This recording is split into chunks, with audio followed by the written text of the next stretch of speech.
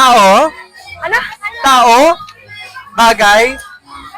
Ginagamit sa muka? Ginagamit sa banyo? Hindi. Bahay? Oo, bahay. Bahay? Oo. Oh, sa living room? Kasi, Living room? Sopa? pwede po. Ah, sopa! Upuan! Pwede. Upuan! Ako? Yung po tumingin Saka, upuan! Upuan! Upuan! Bangko! Silya! Anong upuan? Category na wala. Bumalik ka ng category na wala ka. Oo. Upuan!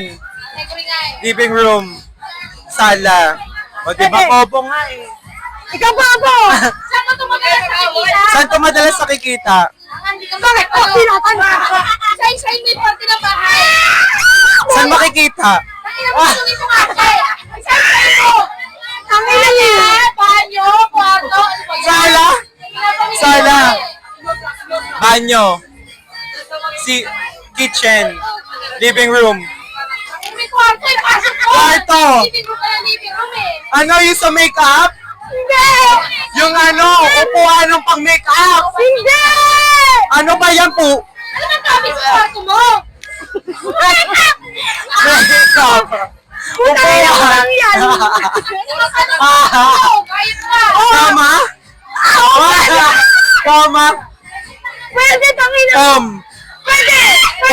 Unan. Unan. Unan. English, sabi mo. Pillow.